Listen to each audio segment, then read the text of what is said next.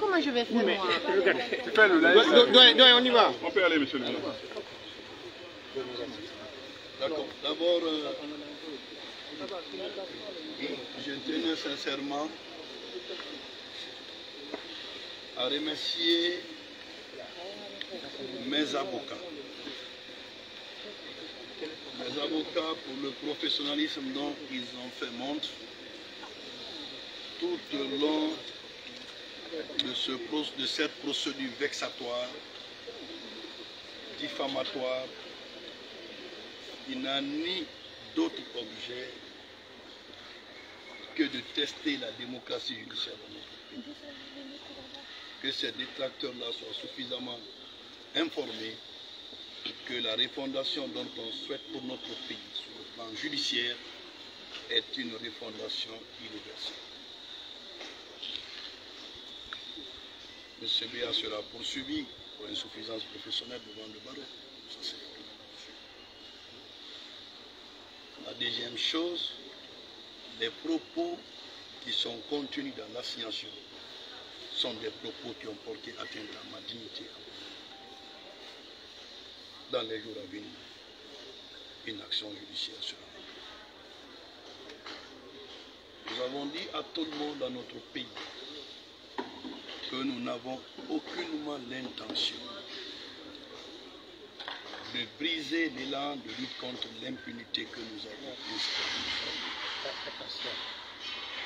Lorsque vous êtes conseil des partis sur le terrain professionnel, vous avez l'obligation d'éviter la honte. Mais lorsqu'on dit on porte plainte contre quelqu'un, vous êtes avocat, l'avocat doit dire dis-moi les faits, je te dirai la procédure. Mais qui est concerné? Ah, c'est elle. Ah, ça m'arrange, c'est une question de publicité. On n'a pas besoin de ça. Aujourd'hui, la justice guinéenne, cette justice que nous voulons forte, en toute indépendance, a examiné avec les motifs de droit qui ont été invoqués par mes avocats, que moi-même, en tant que premier responsable de ce département de la justice, dont j'ai l'obligation morale et institutionnelle d'accorder le respect dû à la justice, j'ai toujours été le premier à être dans la salle d'entendre la justice. Ça, c'est une première. C'est pour vous dire que ce n'est pas pour moi une victoire. Pas du tout. Ce n'est pas une victoire pour moi.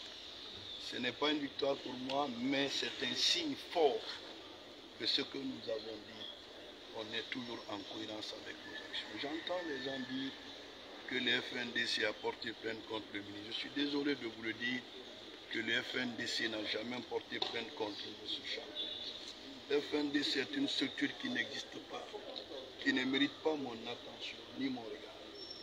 C'est des personnes, Oumar Silla et autres, qui ont décidé de me citer. Donc quand je vois dans la une des journaux, le FNDC a cité M. Charles, il faut que cela soit corrigé et que cela soit rectifié. Une structure qui n'a aucune exigence juridique ne peut pas attrait en justice un ministre de la République et qu'on répond à ça. Je suis désolé. Mais ce sont des citoyens qui ont estimé être lésés et qui ont saisi la justice avec des conseils erronés et bancals où le tribunal a redressé du point de vue juridique et qu'il était important que ce signal-là soit compris. Ni aujourd'hui ni demain, personne ne va se soustraire sous l'autorité de la justice et de la loi dans notre pays. Nous avons défendu les droits humains. La preuve en est aujourd'hui, quand nous étions procureur général, la visite, si vous voulez, de tout ce que vous savez des services de police judiciaire. Combien d'officiers de police judiciaire ont été suspendus par le procureur général que j'ai été? Combien d'officiers de police judiciaire suspendus? Combien d'agents de force de défense et de sécurité ont été poursuivis quand j'étais procureur général? Aujourd'hui, ministre de la Justice, vous m'avez vu lorsque un élément de l'IFDG a été bloqué à l'aéroport, la déclaration officielle que j'ai eu à faire à chaque fois. Moi, je suis un ministre qui défend tout le monde. Je ne suis pas un ministre qui viole la loi. Je ne veux pas que cette étiquette-là dure longtemps Parce que quand on est en faible d'argument, on nous accuse d'avoir créé une procédure judiciaire contre le nommé Dianian. En France, quelle procédure on peut initier en France contre un citoyen guinéen?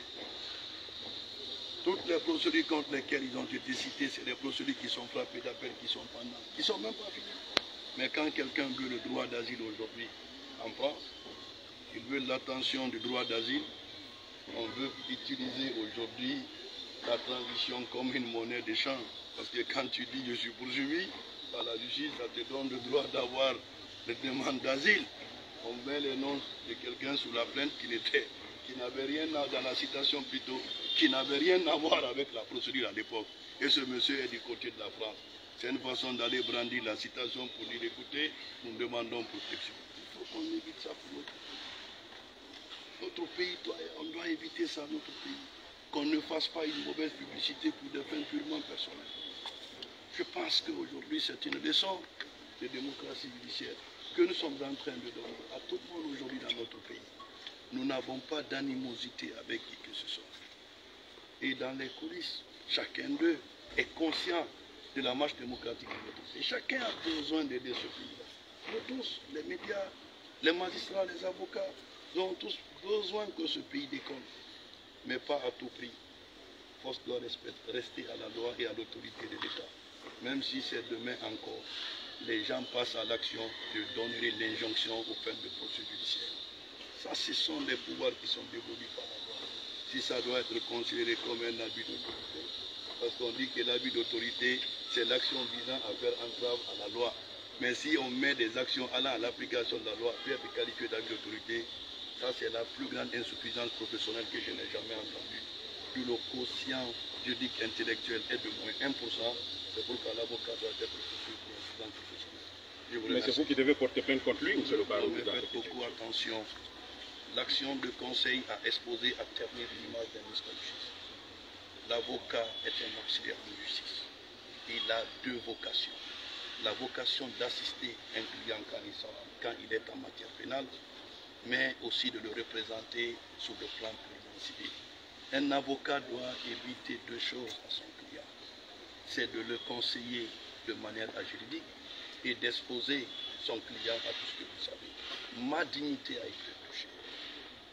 Je suis formel là-dessus. Ma dignité a été touchée. Sur la base du conseil de maître. C'est un débat qui se discutera entre nous.